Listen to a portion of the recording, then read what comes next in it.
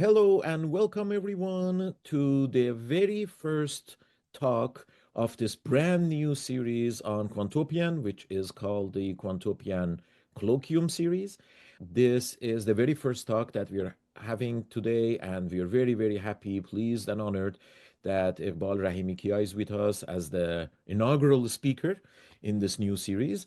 And the goal of the series is, for those who will be watching this on YouTube and others, is to start research line of investigation and the speakers and talks alongside the other two series that we have, the book conversation series that we've had for quite some time now, more than a year, and then which basically is conversation with the authors of various books that are of relevance to finance, broadly understood.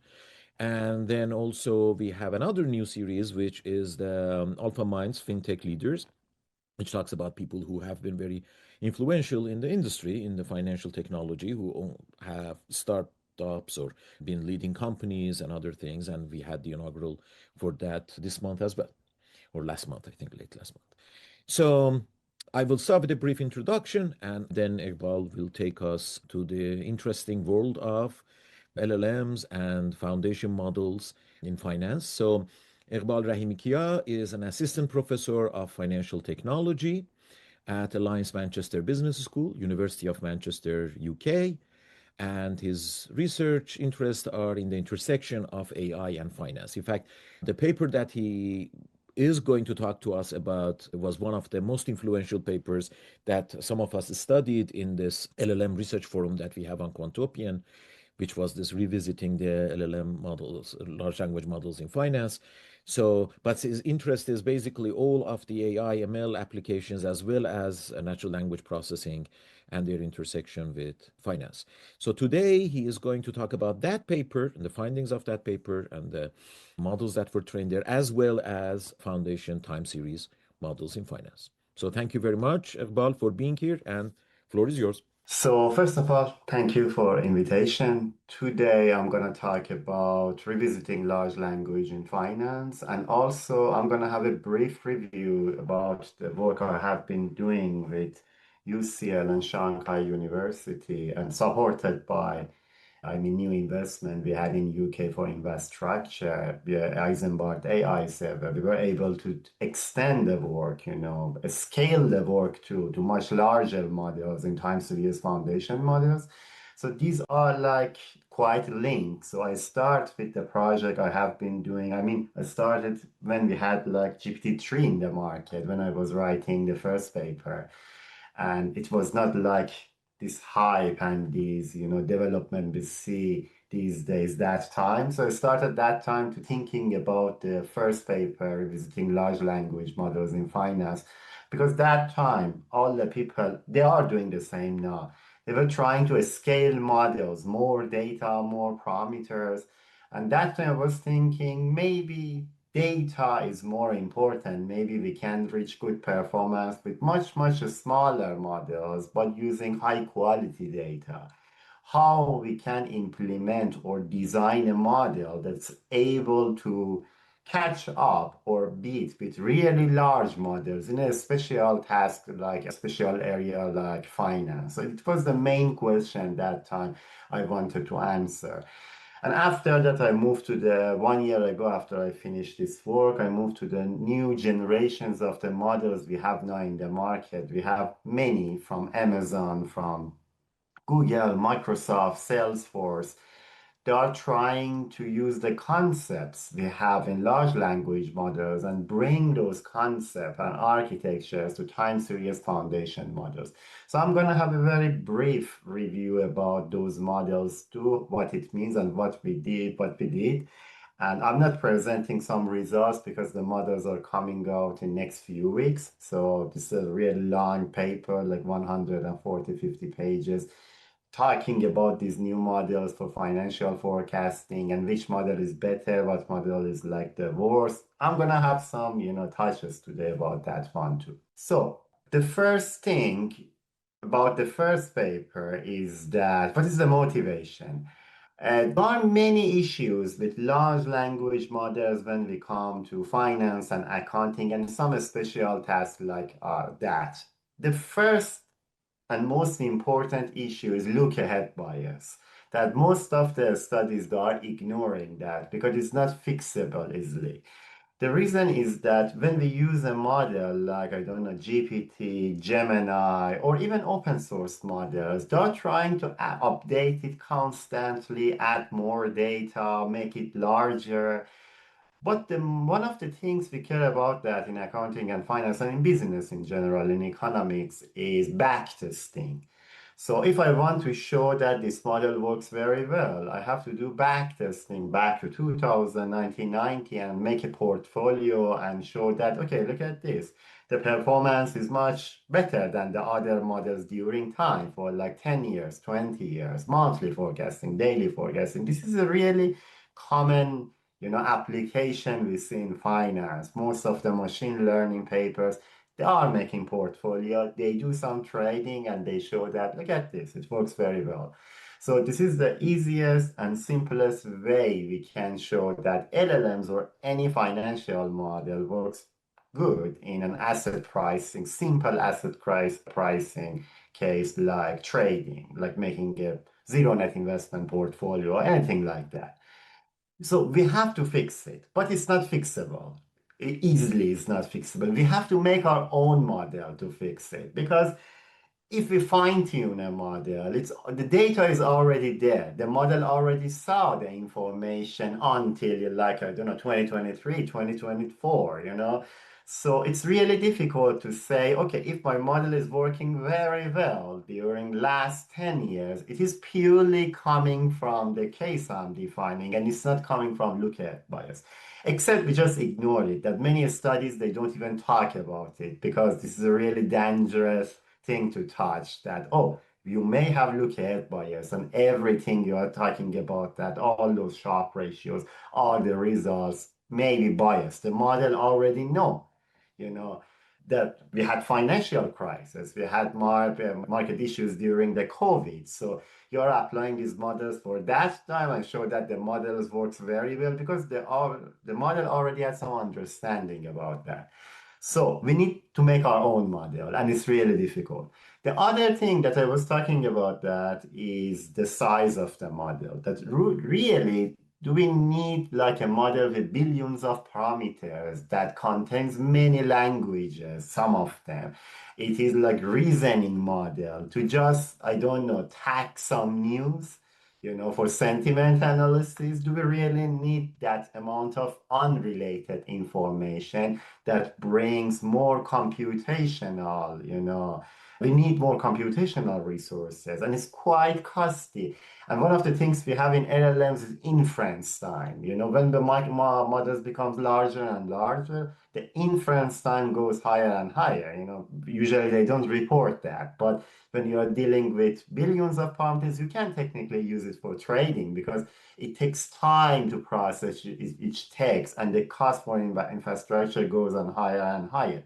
Yes, they are trying to quantize models, they are trying to decrease the size now, but still, when we talk about billions of parameters, it is something really challenging. So we try to fix this one by having a test. It's not like presenting that these models are the best models in the market. We are talking about the fact that it is possible to pre-train some models from scratch for your own case with the common resources people have access to it. So definitely people with, in future, and we see now in the literature now, people are doing that they are making their own models with like limited number of GPUs, and they show that it works really well in finance, in accounting, or business, and there is no lookalike bias, so we are totally sure about the results. So I did this job based on the past literature that they were trying to make a return prediction task and see how different language models work. So to do this, we need to have a really fair competition, horse race. Really large LLMs, I'm talking about Llama 1, 2, 3, they're open source. The reason we use open source was that, of course, if you want to pay, because we are dealing with millions of news for trading here, it's going to be quite expensive, but it's possible to make the horse race with the commercial LLMs too. But here we focus on Llama 1, 2, and 3 as, really big LLMs. And at the same time, some specialized financial models that are quite popular in the literature and in industry, like FinBERT, like LMD, McDonald Dictionary, like Farm Predict, which is a statistical model recently introduced. And we try to compare our case a bit with these different models. And the good thing is that when we have yearly models, it means from 2006 and 7, for each year we have one model, and each model saw the data until that time from 1997. So we are totally sure the model, when we want to forecast 2008, the model just showed the data until end of the 2007. So there is no lookalike bias. And more interestingly, we can investigate more about lookalike bias using these models than later I'm going to show you, because we can, pass some tokens to these models and see how word embedding is changing during time and whether new information coming to these historical or temporal models or not. So the first thing we find here is that our tests show that the pre-training much smaller LLMs here are feasible to, pre-train. You don't need crazy computational resources. Of course, you need computational resources, but it's not crazy like the ones the companies are using. In many cases, they are matching the performance of really large models like Llama that are 50 times larger than the models we are talking about that here, and sometimes they are exceeding their performance. So this is really important. We don't expect always exceeding, because we are talking about the models with 50 times larger and they have much more information. But it's quite fancy to see a small model, even not generative models. The models I present here, they are based on Roberta architecture that's even older than generative models. So it's kind of handicap model in front of those models, but still it is beating those models. Some literature, very fast, probably most of you are familiar with this. Everything started from word embedding in 2013, again from Google. And it was like how we can capture the semantic relationship in text using, some models. Because before that, it was like we were just coding text. We were finding the unique tokens and or words in the text and telling, okay, this is high, so I call it 1. This is I, this is 2. So we were coding like that and putting these numbers together too, because finally we need to translate or transform text to numbers. So none of the models are able to process text directly. That's the whole point. If it's just a neural network, really complex version that's working with numbers, but we need a layer that we call it word embedding to convert those text or tokens to numbers. So this is word embedding. Even in the latest models now, in GPT, everywhere, any model you see, we have embedding layers. So it's not obsolete. It's always there. And it was a great innovation from Google. After that, we had contextual language models like BERT or Roberta. They were mostly like the neural networks in regression, we are always, minimizing or maximizing something. And there were like target there that we want to decrease the distance between the values, the target value and the one we have. And we try to do that. If it's neural network, it's back propagation. If this is regression, there are some algorithms to do that, like OLS. So it's always we are searching for that. In BERT and Roberta, the task was similar, but there, because we were dealing with the text, they were trying to mask some words randomly or sometimes not totally randomized and try to predict that one. So this is my PC. I randomly mask and we try to predict what is this token. And the model is training using backpropagation to do that one. But in reality, there are just some numbers based on word embedding. There is no word. So it's trying to find these keys, these numbers. Okay, here it should be 6. Here it should be 2000, So it's just replacing these numbers in empty spaces there. These are Bert or Roberta. In Roberta, Bert, we have another task that what is the next sentence? But in Roberta, we don't have it, and the performance improved when they did it. We move one of the tasks there. But after that, from 2020, we had generative models. It was quite fancy because the model was able to make something, predict the next word. So it was based on the prediction models, or more generally text generation, like Llama, like GPT. And it was fancy for the audience, for the people, because no, it was not just like, okay, I want to forecast that or can use it for sentiment analysis or something like that, classification. It was able to make something. It was able to make an image. It was able to make voice. It was able to make text. So these are the things we see these days. These are based on large scale transformers and generative models. But in finance, it's a bit lagging behind. So from 2007, we saw the first study, one of the first studies in Journal of Finance that started to study internet message boards for extracting new sentiment. And one of the most important things we had, and still many people are using that, is McDonald Dictionary. And it's still, I did it, I use it too they try to process every year or every few years all financial reports and try to pick or find the most repeated words, and every year they try to attach some sentiments to them, and they made the dictionary public, and they are still updating that, and it was quite popular, still really useful. And after that we had some shift to machine learning models from 2020, 2021. We see like Finbert, we see some people are trying to use GPT-4, ChatGPT for trading. Be careful, most of them, they may have lookalike bias. Later today, we are going to talk about that. So, and not many, every day, you see one paper trying to apply machine learning, even in a not a good way, to anything that we have.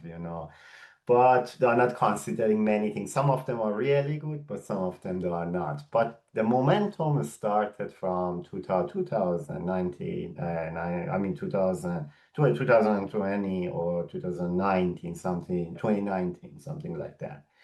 So challenges in developing LLMs in finance. The most important thing is lookalike bias. I can trust any paper that they are using ChatGPT for trading in any way, because there may be lookalike bias. Nobody can control it. Prompt engineering, anything, you're talking about that. It's not 100% removing that. So any paper, any study, any practical case using LLMs, that they are ready to use and use it for the trading, anything in finance, that the lookalike bias is something, one concern we have to be really careful about. That of course we have some applications, it's not important to have lookalike bias or not. That we have some text, we want to tag them or search for something in financial report, that's fine, because the target is finding something.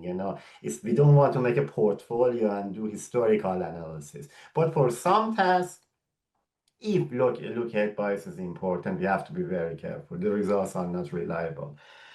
If we want to make an LLM, we need a lot of so much data, and we need diverse data. It's not just making an LLM using, I don't know, transcript. You need mixture of data. That's the thing the companies are doing too, signing contract, bringing more data to make better models. But at the same time, we need a small models, because we need the models to be agile. It should be fast. It should not take that much time to apply a model on the text. This is important for us. Otherwise, it makes research so difficult, because I always have to rely on companies, or somewhere should have so much computational resources to do that. And also, it's good to see the cost and environmental impact too. Later, I'm going to present for you what it means. So data quality and accessibility, comprehensive financial scope of the information we are talking about there. Historical depth and relevance is quite important. Many data sets we have in any area. We can make them historical. Historical means I want to come back to 2007 and have a snapshot from Wikipedia. This is a really difficult task. We did it, but it is really challenging because we have dump of news, latest one, with all the edits from Wikipedia, and we want to process it to come back to 2007. Sometimes it's so difficult. Sometimes it's not even, we don't have something like that. For some sources, there are texts in finance, but you can come back. It is just the latest snapshot. Or we don't have data every year for that or every few months. We just have like one snapshot from 10 years ago, one snapshot from 20 years ago. It's not helping us that much. So we need to have data every year. It should be historical. We should be able to make temporal data based on that, and it should be accessible for us. So it makes a good balance of data for making historical models. But the other important thing is that during time, the size of data is changing. And we want to have some models. Yes, I can fix the size of the models, but size of the data, each data set inside of our all corpus should be the same too. But it's not the case, when we come back to 2000, because we have to control it. The companies, the models, they just put data in a single model. It doesn't matter this data set has more tokens, this data set has less. But if we want to make a proper case, same size of the models for each year, same amount of data each year, and from each sub database, we should have same amount of data. So if we come back to 2007, the percentage of transcript inside of that model should be exactly the same with the 2018. But it's a challenge because we didn't have that much data back to 2007. The data, its data size is growing. So we need to have a system to control it, a sampling system that later I'm going to talk about. And sometimes we need to oversample, sometimes we need to undersample.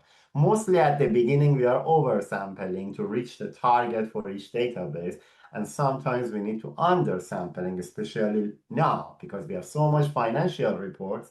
And if I want to make a model, probably 99% of my model becomes financial reports. And I can make it open too, because the size of the data becomes larger and larger, and I don't have resources to make a single model per year. But what way data we added to the model? From 2007 to 2023, we made one model per year, pre-trained, Capital IQ, the key development data, Dow Jones News Wires, SEC filings, focusing on the Russell 3000, 10K and 10Q and 10K. Intellectual properties, the ones that the evaluation is over $500 million, because they are the most important ones in the market, again, during time. ECV and FedEx speeches, all transcript around the world, Bordex data. Bordex data is numerical. But we made a system to convert the numerical data to textual data and made it historical. So this was something that it was not text, but we made text from that. Wikipedia, we catch the latest dump of data, we broke it, we monitored our process, all the edits during time, and we extracted 11 for vital articles. Because again, if you want to use all Wikipedia, its size is huge, but we want to just have some general knowledge inside of the models too. That's why we choose the level 4 vital articles. There are different levels of importance in Wikipedia. We choose level 4 because it's giving us a fair number of articles per year. All sources start from 1997, except transcript that the company's Capital IQ started, the quality was really bad before 2005 or 4 or 3. So we choose 2005 and the start date for that. But the other ones, all of them starts from 1997. Before that, the quality is not really. Like you see for filings, many steps, huge amount of resources you have to consume to process, even filings. Bordex, as I said, you need to convert the numerical data to textual data.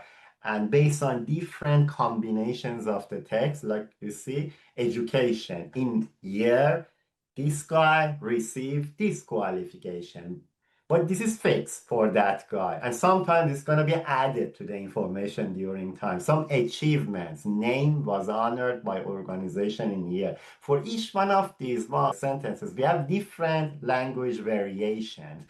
And it's mixing with different, weights, in the randomly weights, it's quite randomized how these sentences that are in nature, that the structure is based on some random distributions, they come together. Otherwise, it becomes all of them look similar with each other. So we had a system like that, that the information is in the paper to, put them together. So we see another case that we don't have textual data, but we are able to convert numerical data to text, and after that pass it to the model that again convert it back to some based on word embeddings to numbers.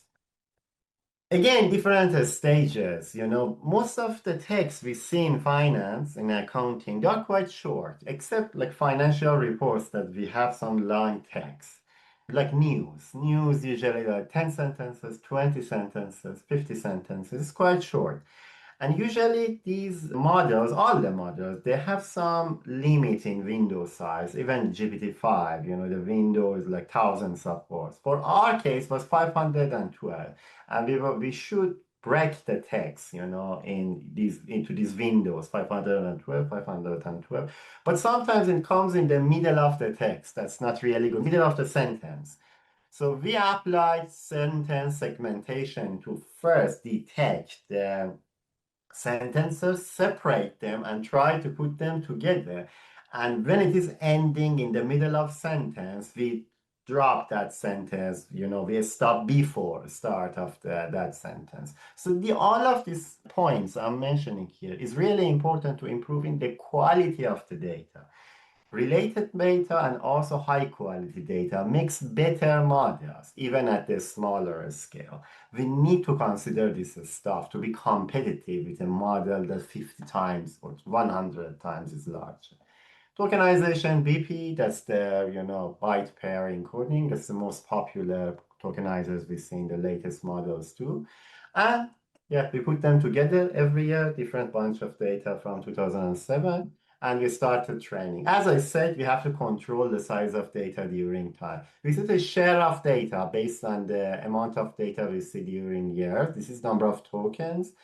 And the total size we set was 8.4 billion tokens. Again, these are our choices. It's possible to change it. It's not really, there's no theory behind that. You see the percentage behind each data. So we try to set them in a way that we are not under sampling or over sampling that much during year.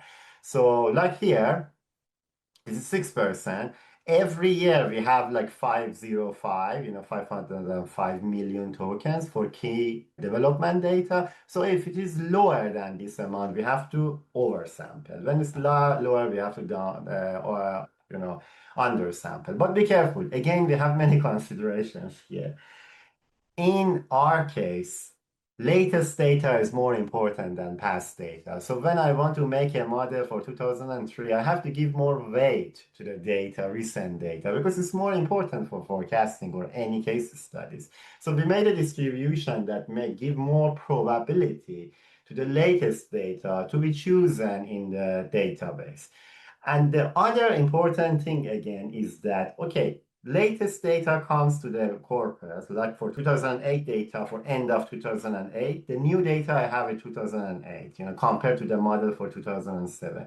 I can randomly choose, that's fine, because it's new data, oversample or undersample. But before that, what should I do?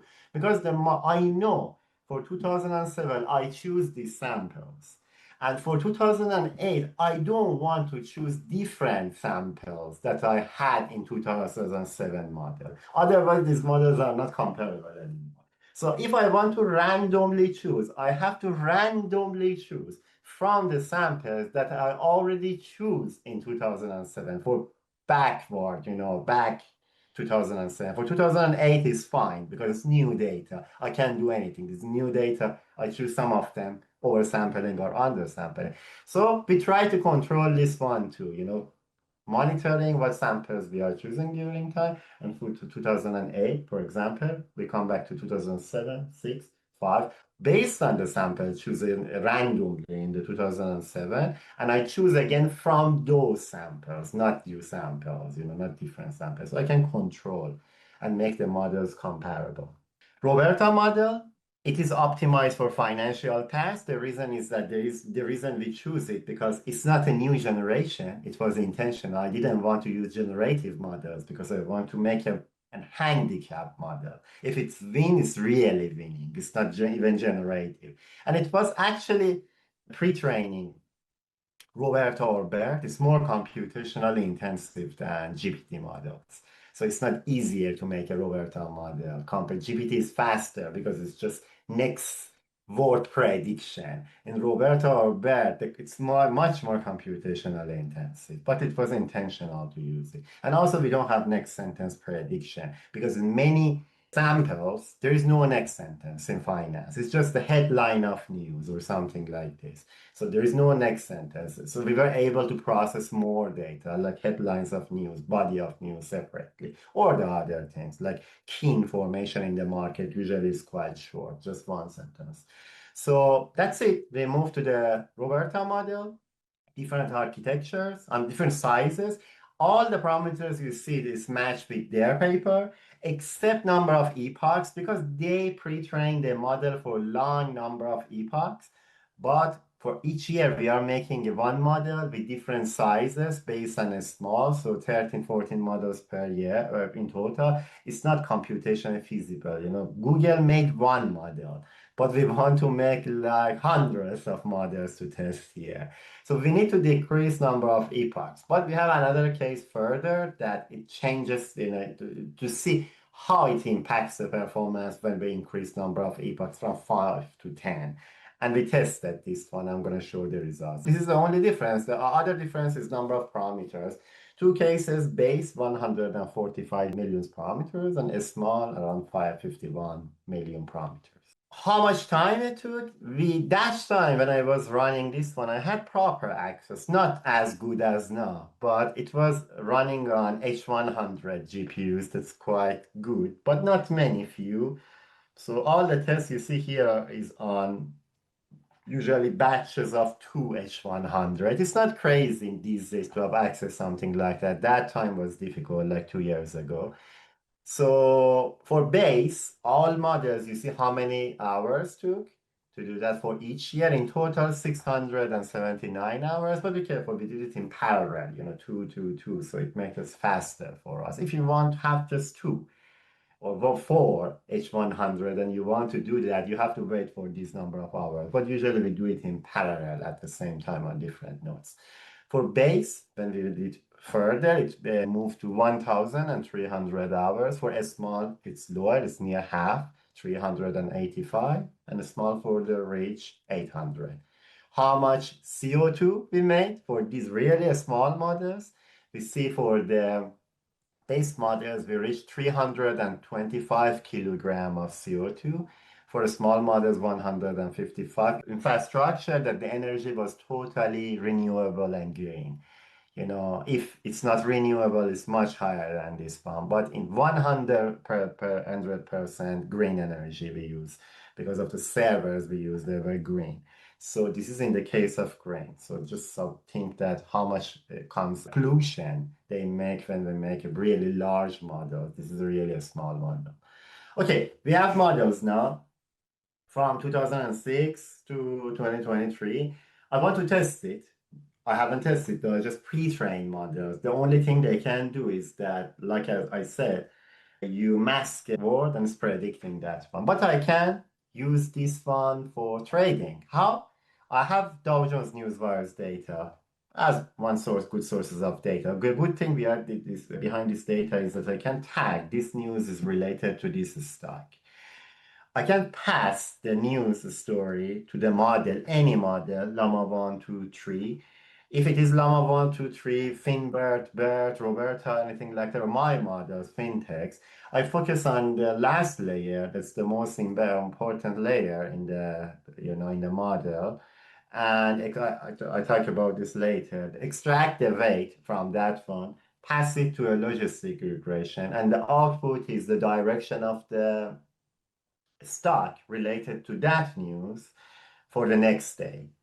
I estimate this regression. I can change this logistic regression to neural network, anything, random forest. It doesn't matter. Logistic regression is simple to estimate. And we were following the literature. It was not my innovation. So you can see in the paper, the other studies are doing the same in a really simple way. So it's not changing every time because the weights, everything there when we extract is exactly the same thing for the same text or news we are passing it to the model.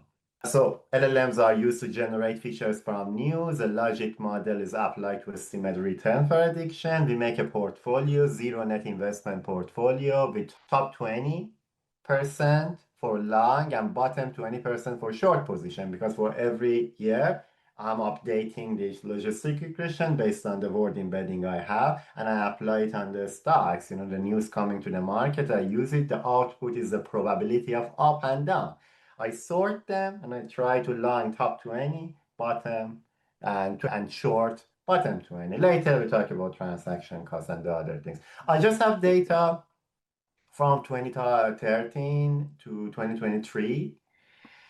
Before that, the news are not tagged. There are news, so we can make a trading strategy. And also, the tagging system was not really reliable because after that, they added a new tag that these news are directly related to that stock. I already know before that this news is related to this list of stocks, but I just choose the news that they are directly related to one stock. Otherwise, news, they may have different tags, as up and down. One news is related to Apple and Microsoft, but Microsoft price is going up for the next year, but Apple is going down. So which, tag should I, or output, or should I choose for that one? It's not possible.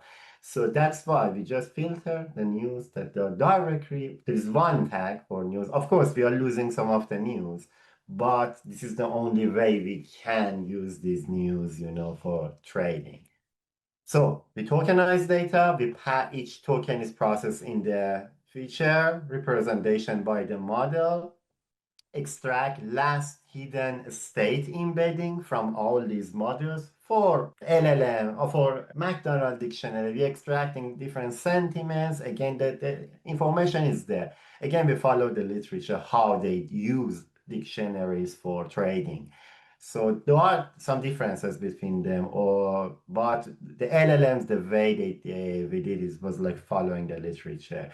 And we try to use that embedding, hidden state embedding to extract the weight. And logistic regression works like a dimension reduction thing to pass those embeddings, and the output is direction of return. Estimate this one. So here is about the way we extracted sentiment from the dictionary. We apply TF-IDF and the other things, what we remove, and we make the prediction here too. So this is the logic model, quite simple. Input, output. Output is the direction of the stock. Input is F is the word embedding, and we come and we estimate here, and it's quite fast. Really simple, really simple logistic. But you can replace it to anything you like. Number of news we have for trading, around 1,300,000. There are some differences between number of news we use for test data and train data, because in literature, usually they remove the last 30 minutes before market opening to make it more realistic. So the traders, hedge funds, they have time to react to the information coming to the model and the decision they want to make, based on the models. So usually they remove that part. That's why we have low number of samples returns for test data compared to the train data. And of course, there are many matching things that we need to duplicate news, and we apply similarity, remove some of them, and finally reach this number of news. The number of data news during time, you see at the beginning it is low because the tagging system we talk about it starts from the middle of 2013. So the number of information we have that year is around half, but during time is quite stable. Llama 1, 2, 3, Finbert, Farm Predict, and McDonald Dictionary. The first thing, as always, model classification performance. FinText works very well, 51%. It's really close to Llama 1, Llama 2, and Llama 3. Financial models like Farm Predict are even lower than 50%. That's really bad. FinBERT is fine, but it's not reaching our model. LMD, again, the dictionary is quite bad. So it's not really, it's just some snapshots about how it works, but it's not showing the reality of the results. We are checking here about the performance during time for the out of sample and how many samples for up and down we have here to make sure, okay, the accuracy we see, is it balanced or not? So as you see, most of the up and down news, they are quite, matched. It's not like 1 year we have many up news or many down news. So the accuracy we see, they are quite reliable. Portfolio equally weighted, value weighted. Equally weighted is much better than value weighted, consistent with literature because of the most of the news making profit for us are those small companies. So for value weighted, we give less weight to them. The performance goes lower. This is the way trading with news works. Value weighted usually is not really good. Validated works very well. FinText is winning with the highest Sharpe ratio, 3.4, passing all other models, even larger models like Llama 1, 2, 3. They become quite close like Llama 2, but it still is passing that one. Performance during time, really close to Llama 2, but for many cases, the cumulative log return is even higher than Llama 2. But we know they may have lookup bias, like Llama 1, 2, 3, Finbird, all of them, they are vulnerable to lookup bias. For different strategies, same results. I just want to pass this stuff because it's quite clear everything here. So alpha adjusted performance of FinText LLM-driven portfolio. Again, we see FinText has minimal exposure to standard risk factors. It's primarily the performance is driven by unique factors, not traditional market-wide factors. And it's clear for equally weighted and value weighted portfolios for different models from CAPM, French three factors plus momentum, and the other things.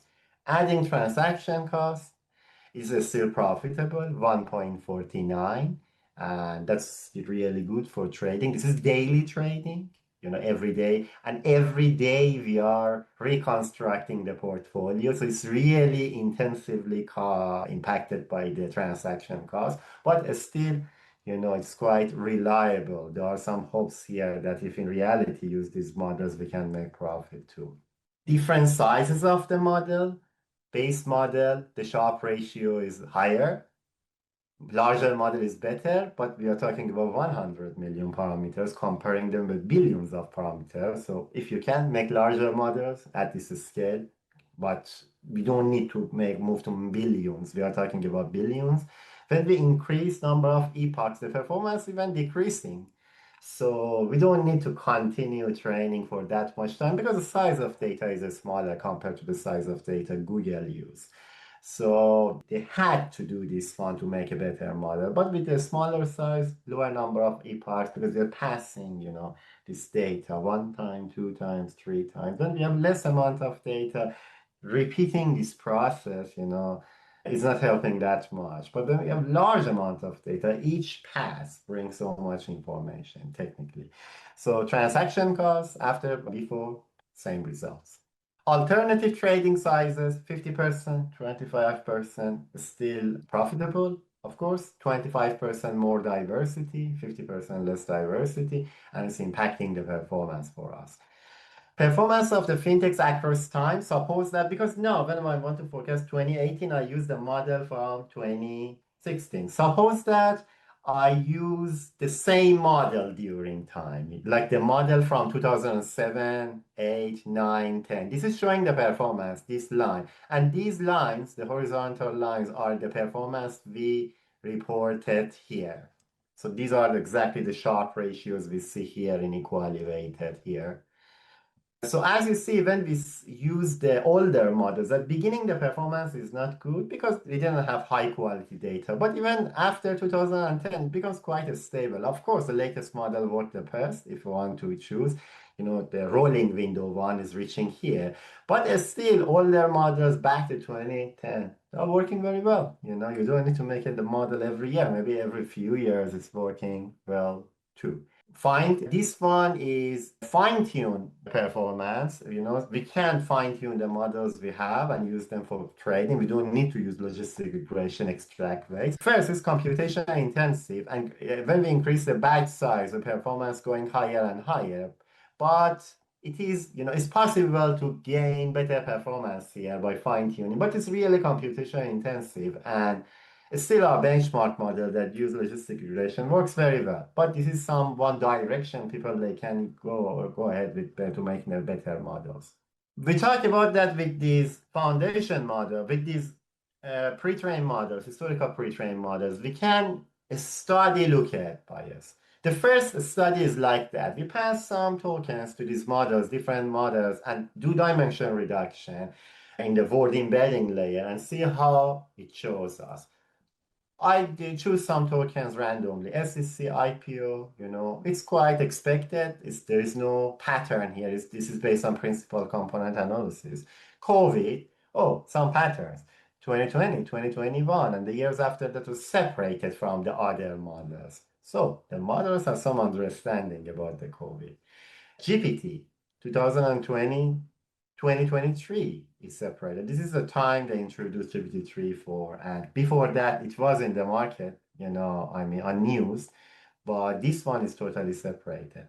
Trump, 2018, 2019, 2020, these are the times he was running for presidency first, time, and all of them are separated. Trump was in news before that, but these are separated. Sunak, 2021, 2, 3, separated, running to become prime minister. Brexit, all the years after 2017, 16, 2019, all of them are the years after the year we had election in UK. So these are separated.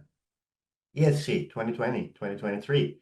These are separated. The times we had regulations about ESG, we have to report and everything. So these are become separated too. So something is happening. Now let's compare the models, except using models for 2018 and forecast 2019, I choose the model from 2023 and apply it backward, like the thing we do now, using LLMs, Llama to forecast.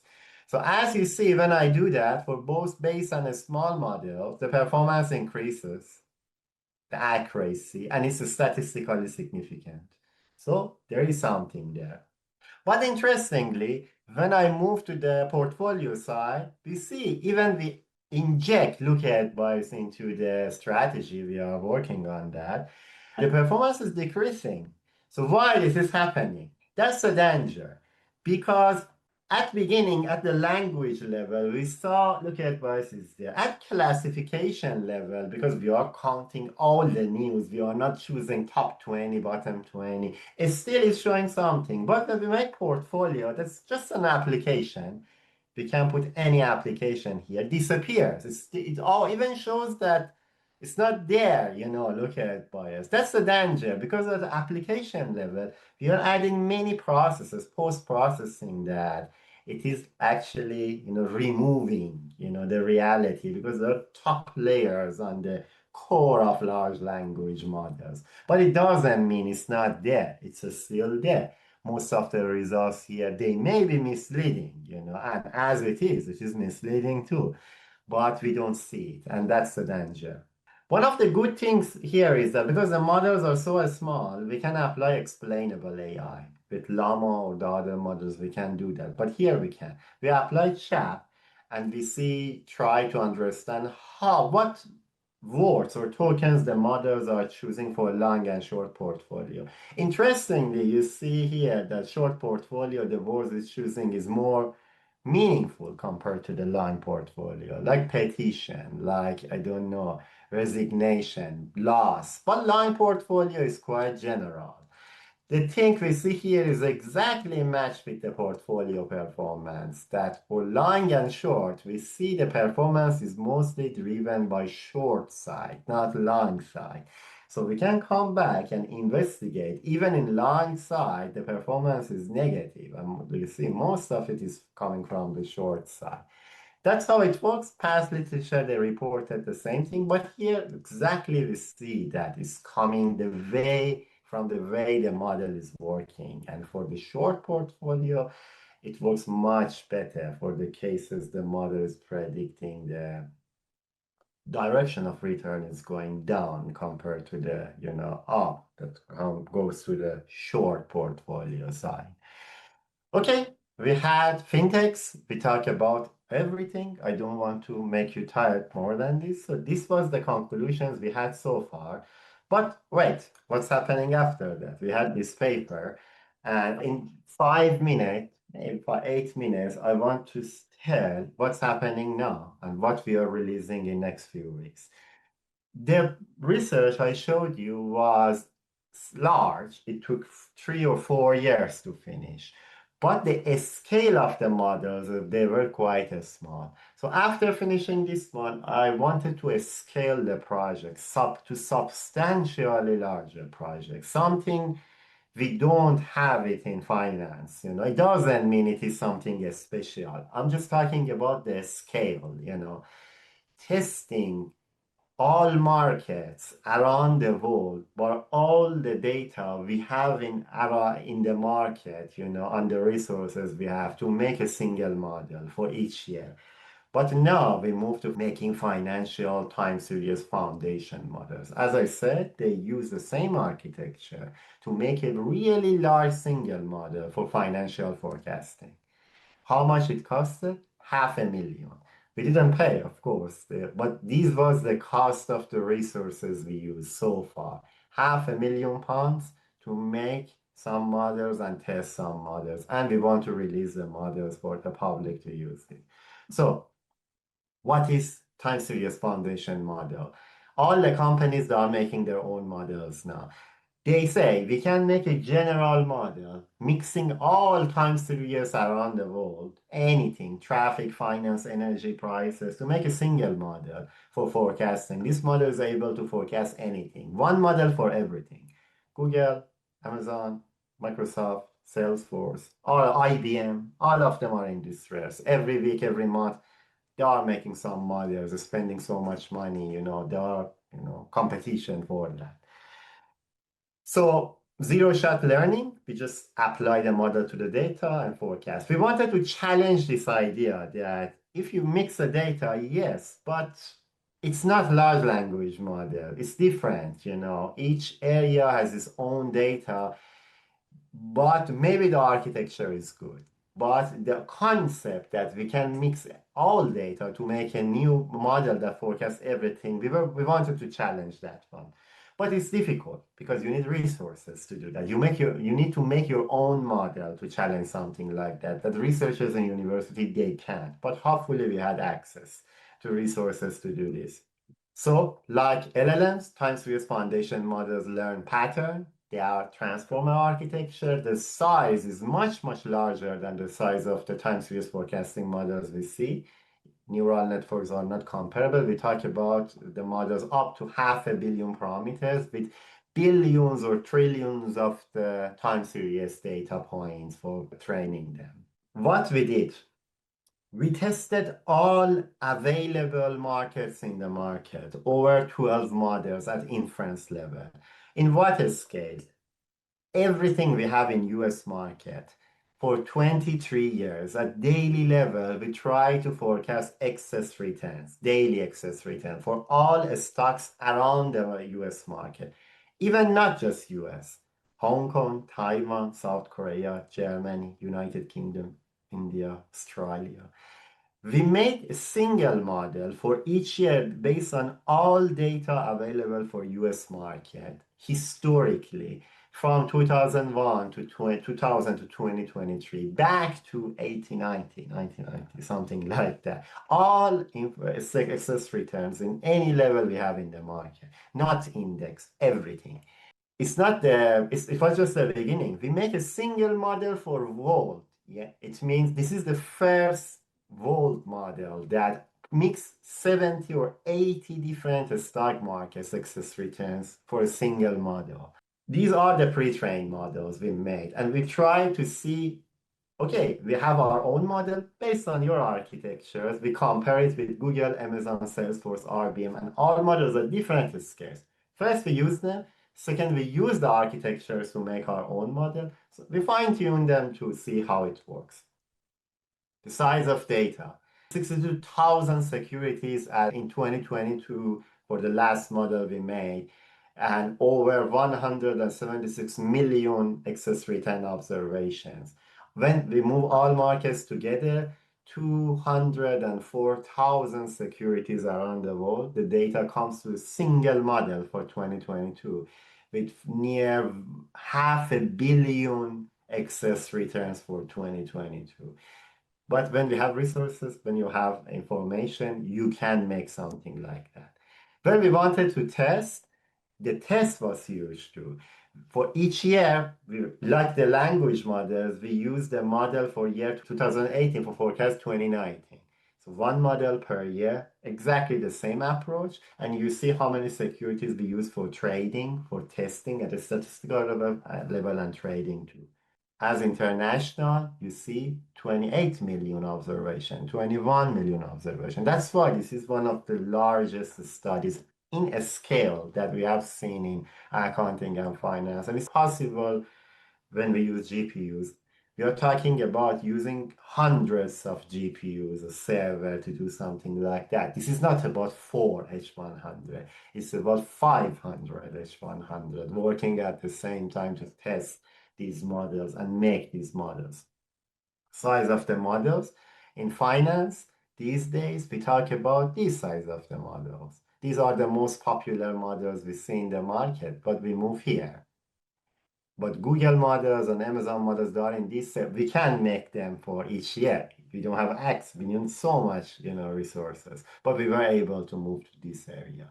How much time it takes for these models? For a single model, some of these models takes 50 hours on, many GPUs. It's not comparable with the models we see in the market. Of course, like CatBoost is really computationally intensive and the other one, but this is a big difference. So these models, they are like that. Even for making them for a single year, we need 50, 60 hours on hundreds of GPUs.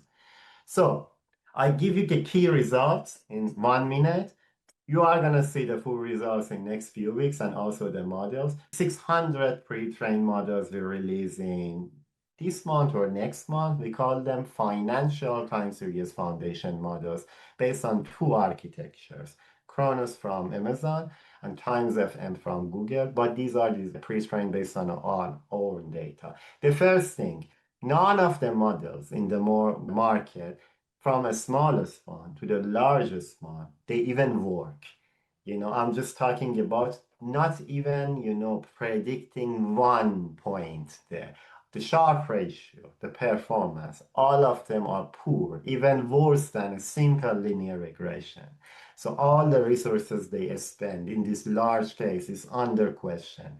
But the architecture is promising. When we use our own data to pre-train 2 architectures, they were really close to the best performing models, conventional models like CatBoost, XGBoost, and in many cases they started to pass them. And more importantly, during time, the performance in some years was much higher than the conventional machine learning models. But the conventional models, the performance from 2001 to now, 2023, it was decreasing during time. So probably we can get some alpha with these models because nobody is using that one in the market. More data, larger model, improving the performance, but not their models, the models that we use our own data to make them.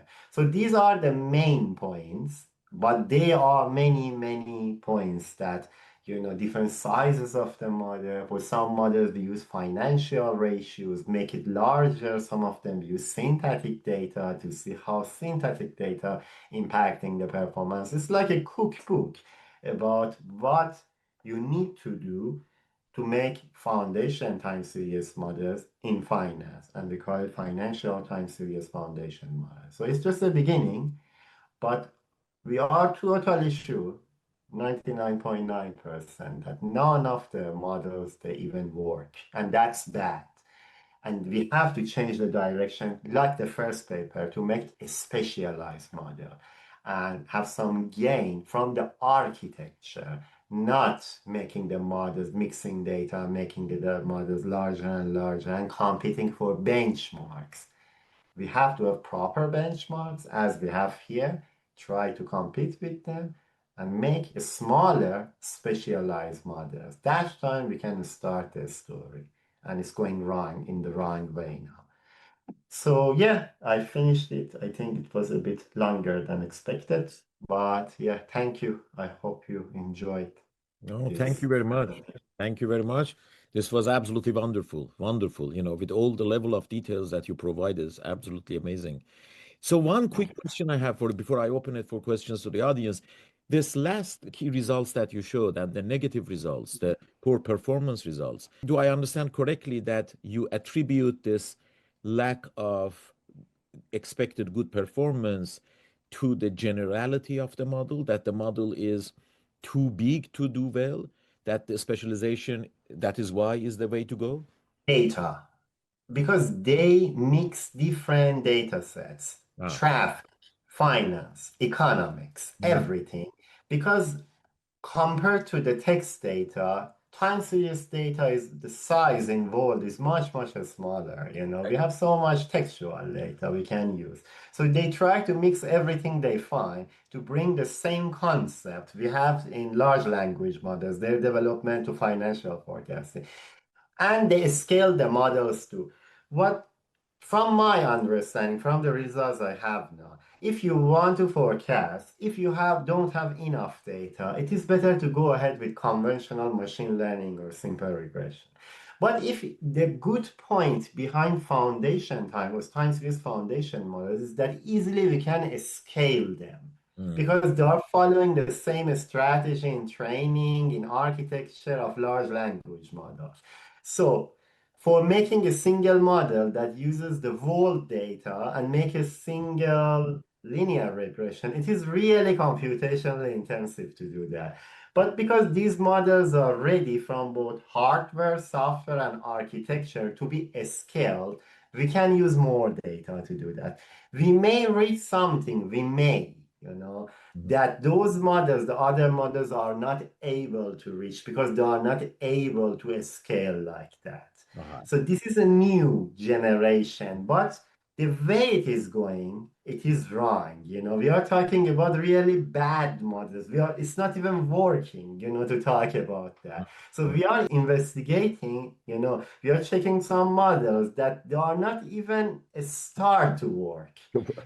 First we have to make them running, and after that, okay, because the target is wrong.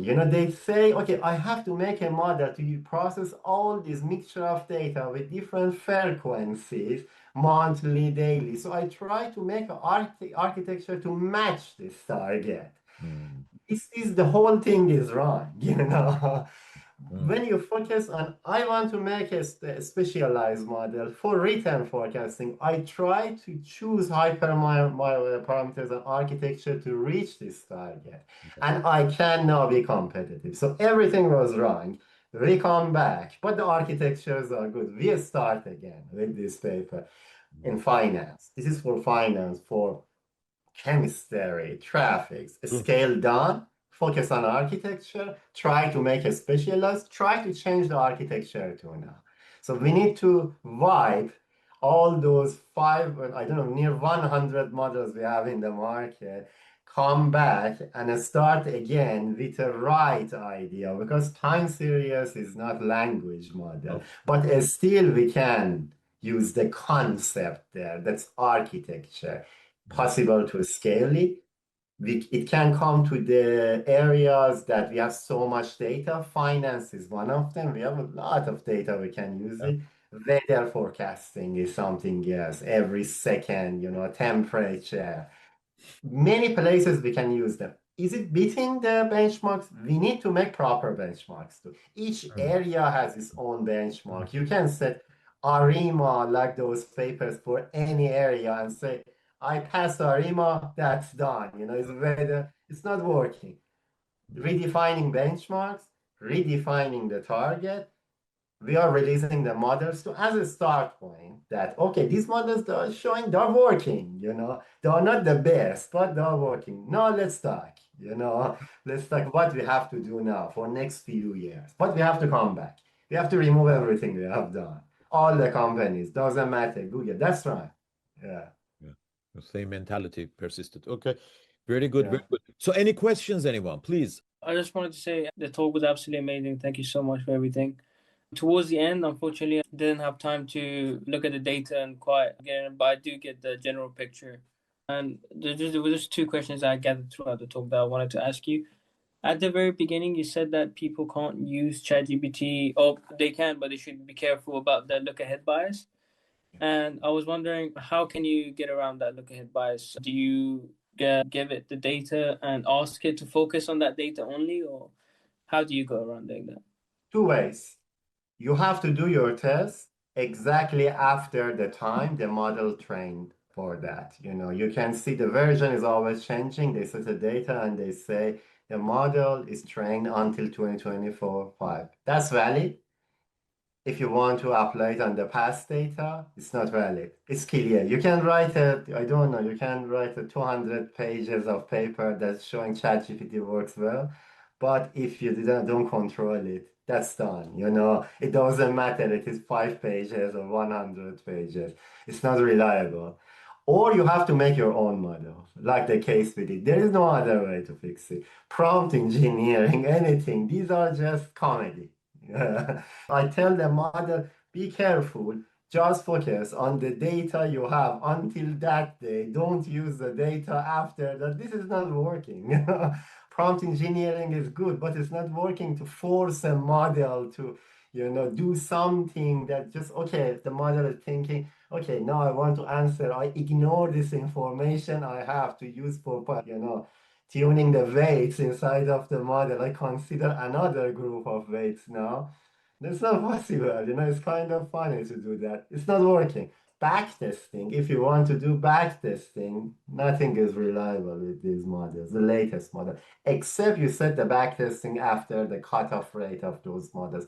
That again, not good because it just keeps you few months or maximum few years because they just released these models. For commercial ones, they obsolete the models. They say, okay, these models like GPT-5, GPT-3, we don't have GPT-3 anymore. 4, the few versions they go away. They're always updating. You don't even have access to all the models except the open source ones.